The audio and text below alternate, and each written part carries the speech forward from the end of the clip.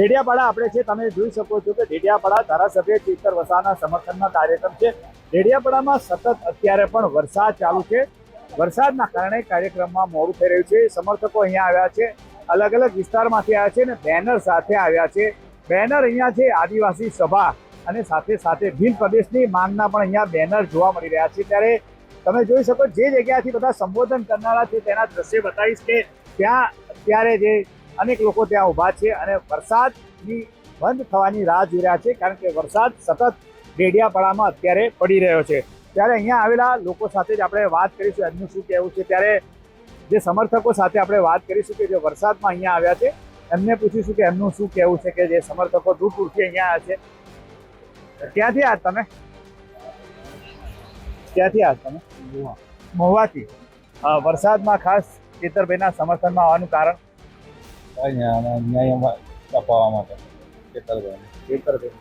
ચેતરભાઈના સમર્થનમાં અન્ય પણ ભાઈ આવ્યા છે, એમને પૂછીશું તમે ક્યાંથી આવ્યા છો? કેવડિયાથી।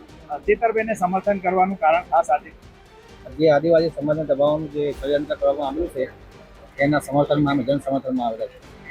તો તમે જોયું કે અનેક લોકો જે અહીંયા આવ્યા છે તેમની સાથે આપણે વાત કરીશું કે ચેતર વસાવાના સમર્થનમાં અહીંયા અનેક દૂર દૂરથી લોકો આવ્યા છે। વરસાદ પડી રહ્યો છે, કેટલાક લોકો રેનકોટ અને છત્રી લઈને અહીંયા ઊભા છે। ત્યારે એમની સાથે વાત કરીશું, યુવાનો જે છે અહીંયા એમની સાથે વાત કરીશું એમનું શું કહેવું છે।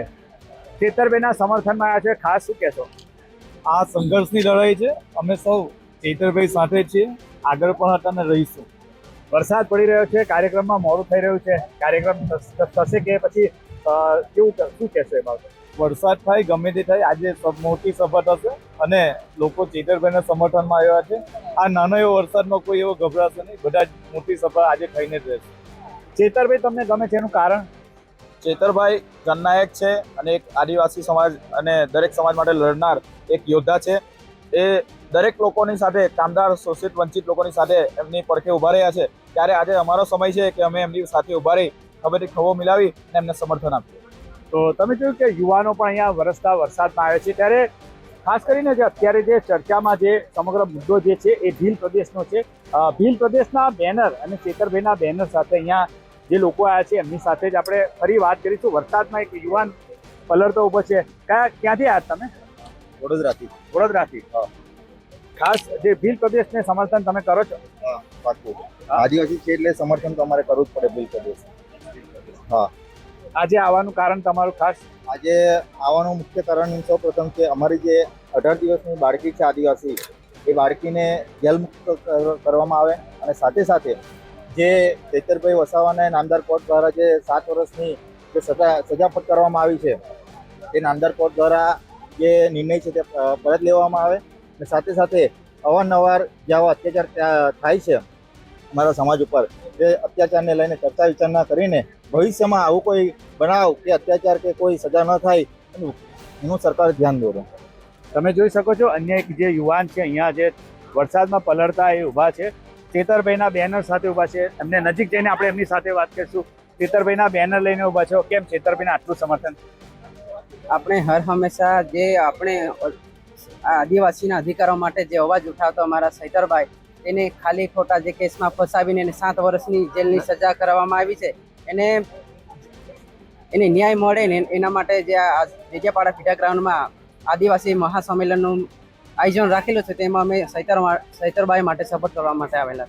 તો તમે જોયું કે ચેતરભાઈના સમર્થનમાં અહીંયા આવ્યા છે।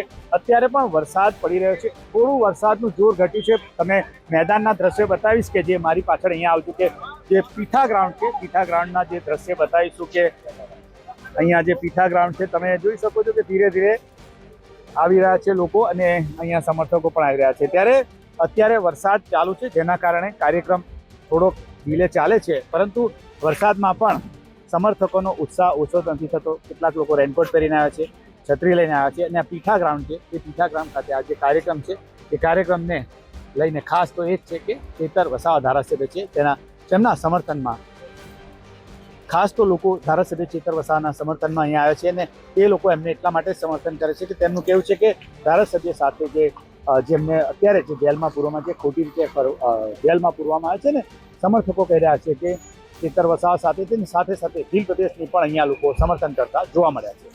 નરેન્દ્ર પેપરવાલા, ગુજરાત તક, નર્મદા.